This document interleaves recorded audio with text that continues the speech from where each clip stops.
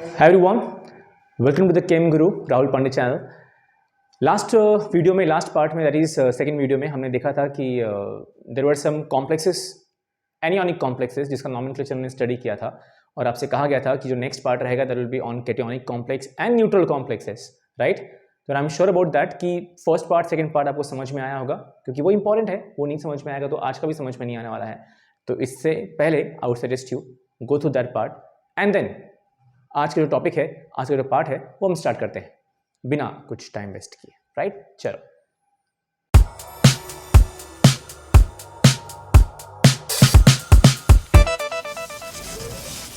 Alright. So आपके सामने यहाँ पे कुछ एग्जांपल्स दिख रहे हैं, राइट, कैटायोनिक कॉम्प्लेक्स के, and there are some compounds which are containing complex cation and anion.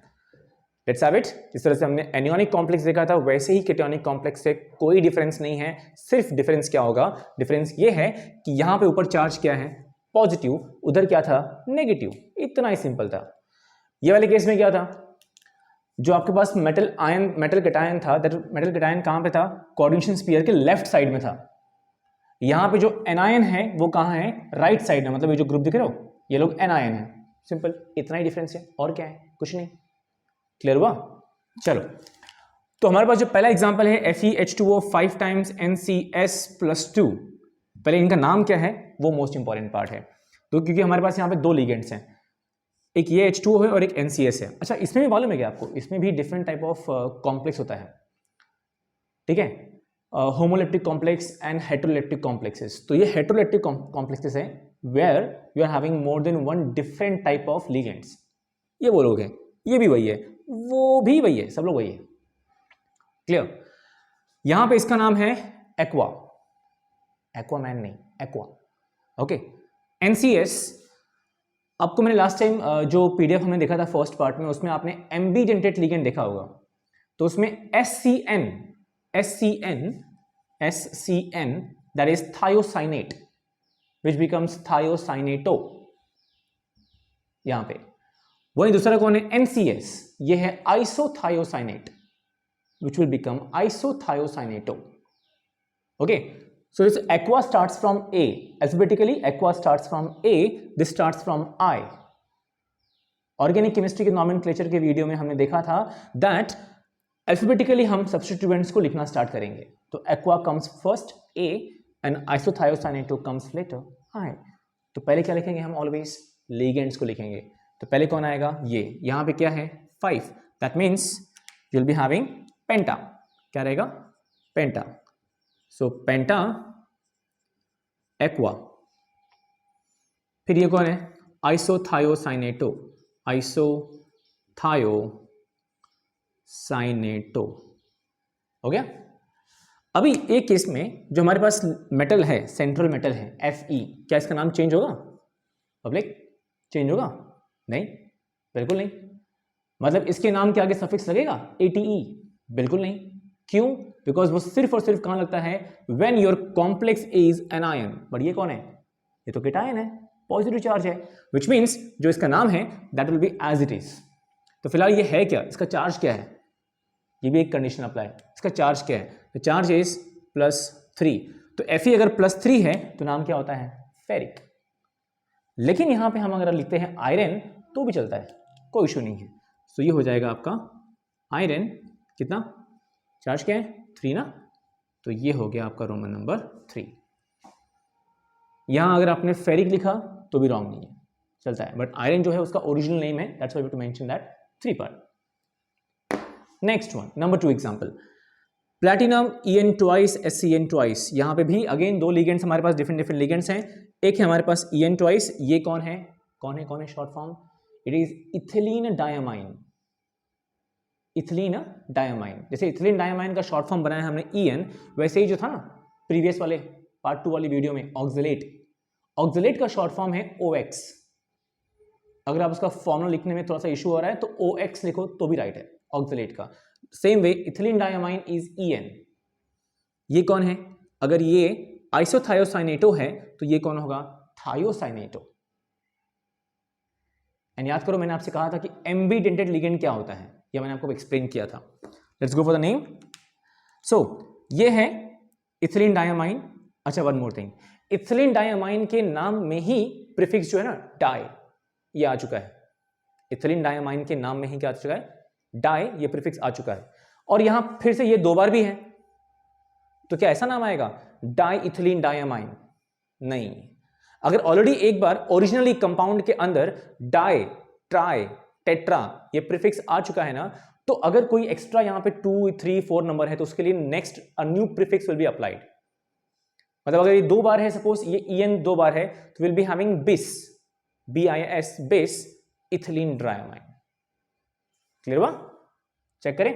चलो, तो यहां पे नाम आएगा आपका बिस ethylene diamine. You can put this one into bracket तो थोड़ा सा और क्लियर दिखता है। ये आपके पास है, कौन है ये, थायोसाइनेटो। How many, 2। तो कंटिन्यू करेंगे तो इसके आगे भी चढ़ जाएंगे हम, तो हम आगे कंटिन्यू नहीं करते, नीचे लिखते हैं। बस ये समझना आप जरूर, जो आप इसको खुद नोट डाउन करोगे ना तो इसे आगे कंटिन्यू करना। समझ में आ रहा है? क्योंकि हमें ये एग्जाम्पल भी वहां पे कवर अप करना है। तो यहां पे क्या आएगा इसका नाम, di thiocyanato platinum, right. PT का नाम कौन है, प्लैटिनम, ये हो गया प्लैटिनम। इसका चार्ज क्या है, चार्ज क्या है, गेस करो। तो यहां पे EN ने 2 EN है, तो एक EN कितने बॉन्ड्स बनाता है, 2 बॉन्ड्स। क्यों? बिकॉज EN जो है इथिलीन डायमाइन वो हमारा बाइडेंटेट लिगेंड है। 1 ethylene diamine forms 2 bond, so 2 ethylene diamine will form 4 bonds. 1 SCN forms 1 bond, 2 will form 2 bond. मतलब इन शॉर्ट कितने बॉन्ड्स बनाए, 6 bonds. So platinum is having coordination number 6। और possible कब होगा, when platinum shows a charge +4। अब यहां पे charge positive है, इसलिए यहां पे क्या आ गया, आयन। क्लियर हुआ? तो इस तरह से हमारे पास पूरा का पूरा जो कंपाउंड है वो ऐसा बनता है, किसके लिए, सिर्फ कैटियोनिक कॉम्प्लेक्सेस के लिए। Like that, we are having next one, compounds containing complex cation and anion. All right?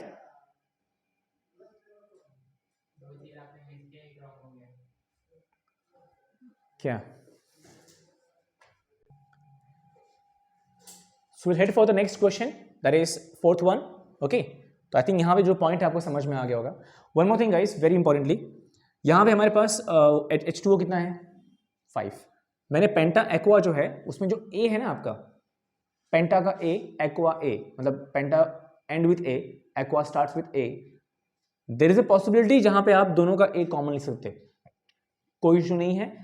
Otherwise you can have a penta then dash aqua, तो भी राइट है, बोथ आर करेक्ट। क्लियर? तो दोनों possibilities होती हैं। 4th one you got here first, इसमें first example है PtBr twice NH3 4 Br2। अब यहां पे क्या हो गया है, जो ऊपर चार्ज था ना, पॉजिटिव चार्जेस थे यहां पे, वो क्या हो गया, because of the addition of this anion वो क्या हो गया, न्यूट्रल हो गया। लेट्स सी क्या होता है। तो अगेन रूल वही अप्लाई होगा, रूल वही होगा, सिर्फ पॉइंट क्या था मालूम है क्या, अगर आप एनियोनिक कॉम्प्लेक्स वाला वीडियो जो अगर आप ऑब्जर्व करो, आपने नोट डाउन किया रहेगा तो आपको मालूम होगा, एनियोनिक कॉम्प्लेक्स में कोऑर्डिनेशन स्फीयर के लेफ्ट साइड में ग्रुप था ना, सोडियम पोटेशियम, बराबर इस तरफ था। तो वो इस तरफ था तो वो क्या बिहेव कर रहा था, कैटायन, दैट वाज कैटायन, इसलिए हमने उसका नाम पहले लिखा था, राइट। और जो हमारा कॉम्प्लेक्स था वो एनायन था, उसका नाम बाद में लिखा। यहां पे क्या हो रहा है, यहां उल्टा है, यहां जो हमारा कॉम्प्लेक्स है ना, कोऑर्डिनेशन स्फीयर, वो कैटायन है, और जो हमारा Br है वो एनायन है। तो हम अकॉर्डिंगली पहले क्या लिखेंगे, कैटायन। और कैटायन के अंदर कौन है, लिगेंड्स, तो हम लिगेंड्स को लिखेंगे पहले। लिगेंड्स कौन है हमारे, Br2 एंड NH3 4 टाइम्स। इनका भी नाम according to IUPAC nomenclature of coordination compound क्या होगा, Br becomes bromo, NH3 becomes ammine, it is AMMINE। ये स्पेलिंग को नोट करना बहुत जरूरी है, वो अमोनिया नहीं है, वो अमाइन है, AMMINE। अगर सिंगल M लिखा तो वो अमाइन हो जाएगा, ऑर्गेनिक केमिस्ट्री वाला। ये इनऑर्गेनिक केमिस्ट्री चल रहा है, नेमिंग करें। चलो, तो ब्रोमो कम्स फर्स्ट और अमाइन कम्स फर्स्ट। ABCD आता है, पक्का आता है, सोच लो। हाँ चलो, वो तो आता होगा, हाँ अंग्रेजों ने हमको सिखा के गए। क ख ग आता है क्या पूरा, अगर आता है तो जरा हैंड रेज करना, जूम का ऑनलाइन लाइक हैबिट हो गया है। आता है तो जरा कमेंट बॉक्स में शो करना, कंफर्म करना, सर आता है ना सर, हिंदी है सर, इंडियंस हैं सर हम लोग, हक है हमारा वो।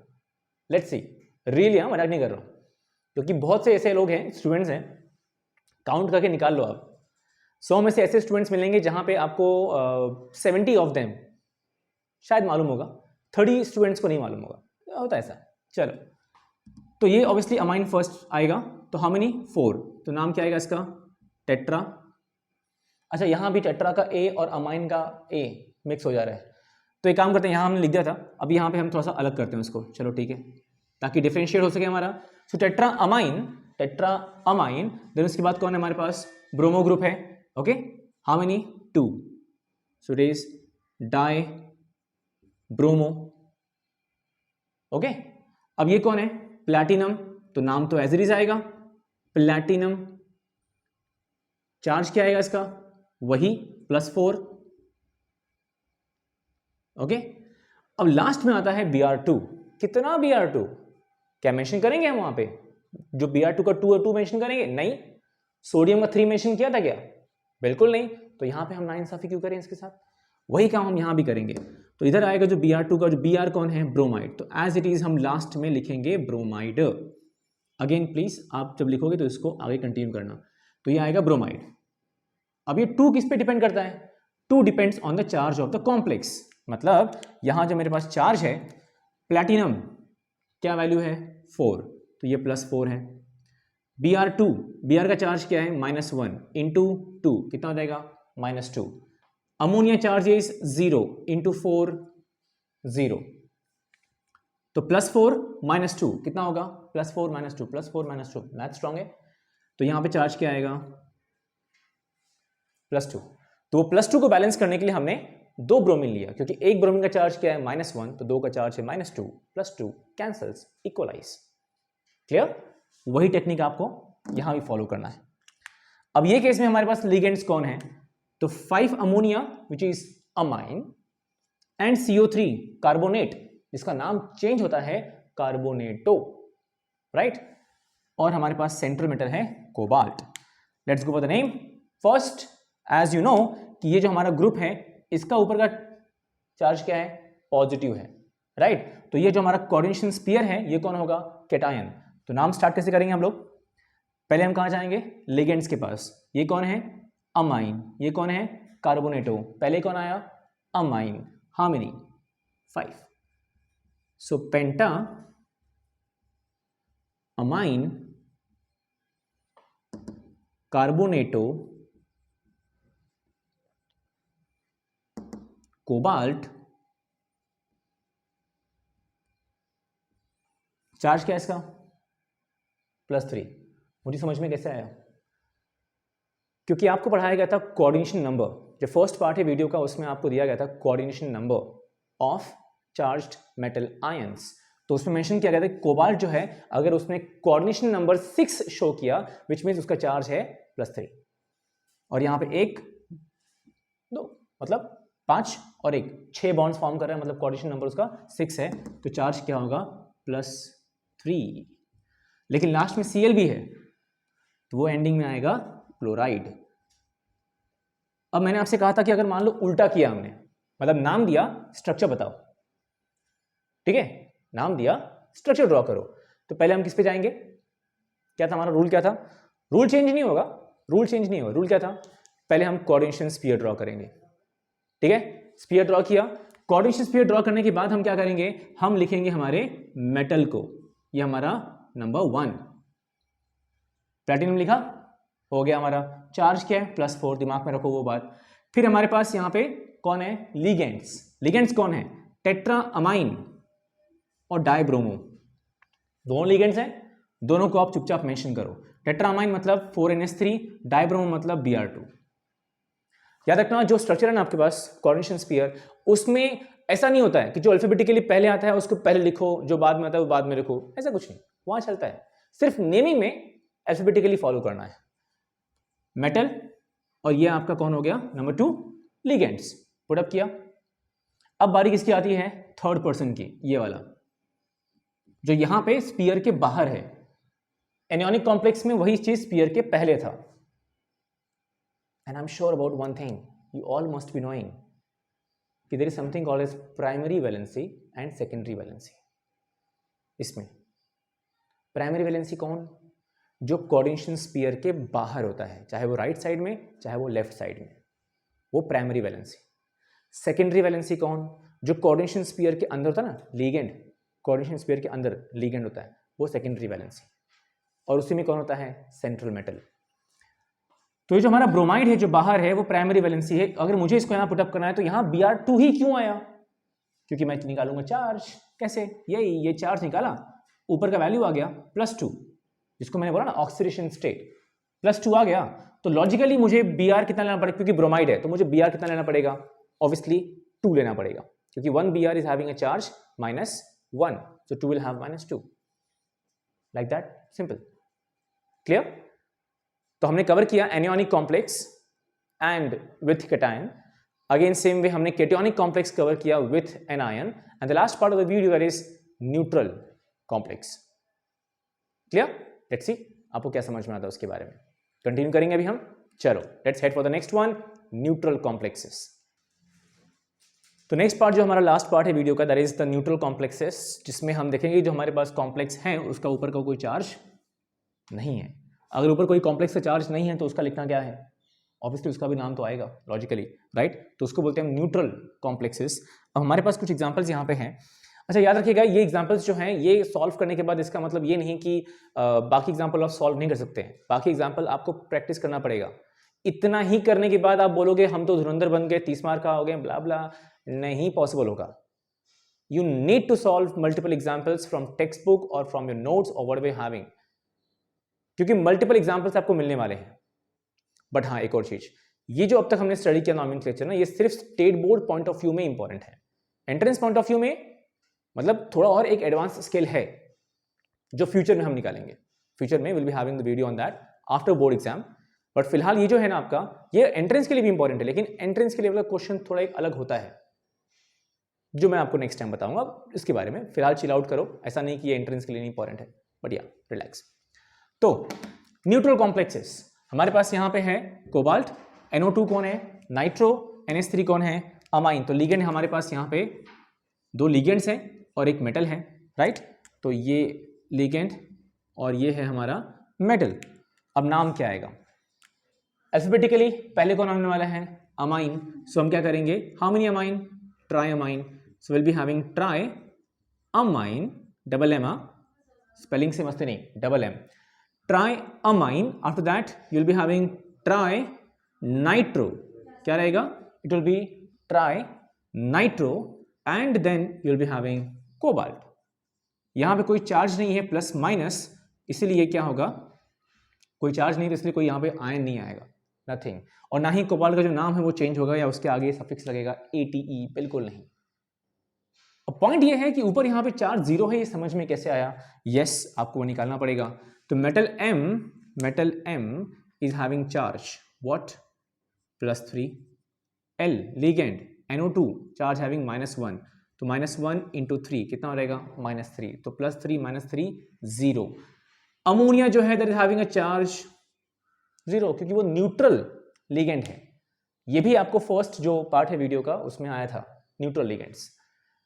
तो ये आपका स्ट्रक्चर है, right? Simple. Example number 2, you having FeCO5, CO कौन है? That is carbon dioxide, sorry carbon monoxide. Carbon monoxide is having another name in the case of coordination compound IUPAC naming, that is carbonyl. The name is carbonyl. How many? 5. Okay. अब इसका नाम क्या आएगा? पेंटा carbonyl, पेंटा carbonyl. इसका नाम क्या है? Iron ना, it is iron. But charge क्या आएगा? Fe का जो चार्ज रहेगा that will B 0, the charge will be 0। Clear? So on that point आपको मालूम होना चाहिए कि Fe का चार्ज 0 है, इसलिए क्योंकि जो हमारा लिगेंड है, अगेन वही स्ट्रॉन्ग फील्ड लिगेंड कंसेप्ट, जिसके बारे में हम डिस्कस करेंगे इन द कमिंग फ्यूचर, जब हम एंट्रेंस के लिए थोड़ा बहुत कवर करेंगे तब। फिलहाल यहाँ पे हम वीडियो को रैप अप करते हैं and I M strongly hopping on one thing that आपको कंटेंट समझ में आया, नॉमेनक्लेचर कैसे करते हैं वो समझ में आया। ये सारे जो हमने कंटेंट पढ़े हैं, सीखे हैं ना, ये आपको यूज करने हैं to solve the other examples. इतने एग्जाम्पल्स कर लेने से कोई एक्सपर्ट नहीं बनता है। मल्टीपल एग्जाम्पल्स जो आइसोमेरिज्म में या फिर कहीं और जो टेक्स्ट बुक में होंगे, नोट्स में होंगे, ठीक है, वो मल्टीपल एग्जाम्पल्स का नेमिंग अगर आप करोगे, लाइक स्ट्रक्चर का नाम का स्ट्रक्चर ड्रॉ करना सीखोगे, at that time there is a strong chance कि आप एक्सपर्ट कहलाओगे। लेकिन सिर्फ इतना ही देखने से आपका बोर्ड कवर अप हो जाएगा, not possible, right? So on that point मैं स्ट्रांगली बिलीव करता हूं कि आपको टॉपिक जो है वो समझ में आया है, नॉमेनक्लेचर को लेके अब कोई डाउट नहीं होगा। All the best for you guys for exam. Do not panic and relax and have a planning that how to cover up most of the contents so that to score a very good marks. Bye everyone, take care, good night, bye bye.